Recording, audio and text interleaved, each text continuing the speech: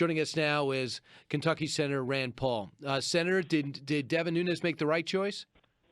Well, it's hard for me to know because I don't know all of the details, but I think Devin Nunes did a service to the country by exposing Susan Rice, and I believe that's what happened. I don't know all of the information that changed hands, but I think that Susan Rice did something terribly damaging to the country because we can't allow, the intelligence community loses a lot of credibility when we find out it's being politicized, and so there are dangers really to having political people use top secret information for political purposes.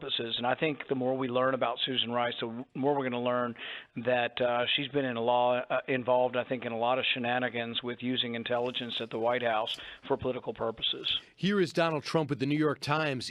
Mysteriously, he decides to sit down with them again. Here's what he said on this. Cut one. I think the Susan Rice thing is a massive story. I think it's going to be the biggest story.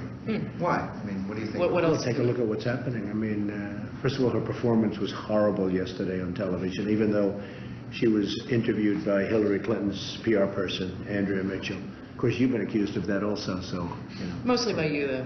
No. Mostly by a lot of people. And he went on to this. Cut two. What are the people you think are going to get ensnared in this? Can you give us a sense? How far from the previous administration? I think from the previous administration. How far do you think it goes? Yeah. Chief of Staff? I don't want to say, but... President? I don't want to say, but... Do you think she might have committed a crime? Do I think? Yeah. Yes, I think. Do you think she committed a crime? Yeah, I think she did something that's devastating, and that is to take top secret information without a warrant for looking at an American individual and expose that individual and then perhaps be associated with people who may have leaked this information. But you can't have the executive branch of government listening in on conversations. Think about it. If a U.S. senator is talking to the ambassador to Jordan or to Israel, should the executive branch, the president, be allowed to listen to private conversations between senators and heads of state? This is what happened. There were senators and congressmen talking to Netanyahu about a year or so ago, and the White House is listening in on these too. This is a real problem. This is why we need overall reform in how much data is gathered. And I think to unmask an American is something we should obey the Constitution with. Now, we have a lower standard for eavesdropping on foreigners, but for eavesdropping on legislators, one, that shouldn't happen because there should be a separation of powers and protection of each branch of government's powers. But two, if you want to look at an American or listen to an American's phone call, they should go through a regular court and ask a regular judge to listen to it. Having political people who have been known to be partisans and very, very biased like Susan Rice, you can't let those people shouldn't have the ability to look at Americans' phone calls. Isn't a FISA court good enough? The FISA court is a secret court, so one of the problems with a secret court is you don't get a lawyer on your side. There's only a lawyer on one side. It's a one-sided court, which is a problem. The other problem is that it's in secret. Now, you could say, well, we'll accept a lower standard for spying on foreigners, and even the privacy advocate that I am, I can accept somewhat of a lower standard for foreigners, but when they're talking to Americans, to listen to the Americans or to unmask the Americans, I think you ought to go to a regular court and have a regular court order or warrant. Senator, let's talk about what's happening in the White House. You spent a lot of time with the president. I know he really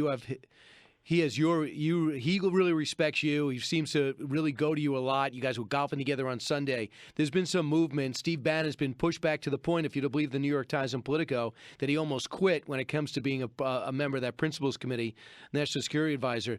Who's up, who's down in that White House? And do you want to see some changes with the people surrounding the president?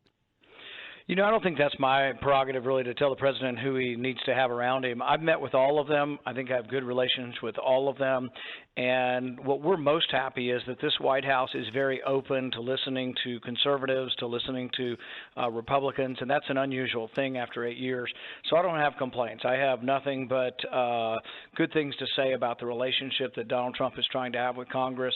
The vice president is at our Republican lunch in the Senate once or twice a week. We see Reince Priebus. We talk to Steve Bannon. So you have no say. Okay. Mick Mulvaney. No, I think it's mostly good. I don't have a negative thing to say about it, really. Nikki Haley said this yesterday, cut 20.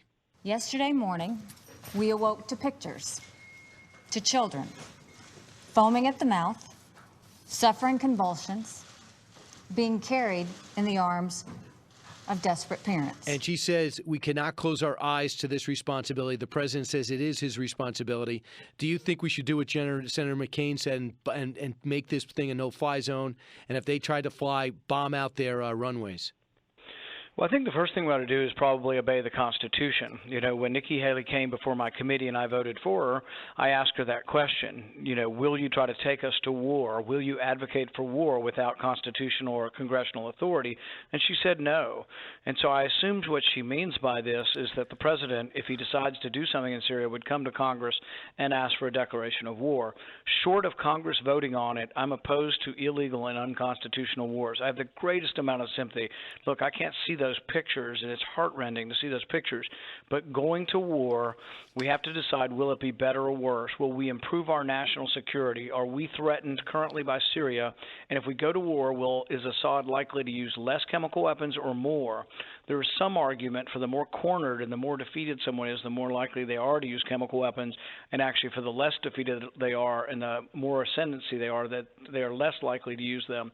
The bottom line is it's horrific, and nobody can see those pictures. So even for a limited action, you want Congress to say to okay it, even for a limited action? That's what the Constitution says. The Constitution says that when we are involved in war, that Congress should vote on it because war is such a serious subject. How would you vote? You know, I think what we'd have to do is present the evidence, and then we have a very serious debate over what exactly happened. See, I've not seen any of the intelligence. I would like to see the exact. Gotcha. We have pictures of everything. I want to see exactly what is the evidence that the Syrian government did it before I make a decision. All the news reports have concluded Gotcha. that, and it's probably true, but I want to see the evidence of that before. Senator Paul, thanks so much. Chris Whipple next. Don't go anywhere. You're listening to Brian Kilmeade.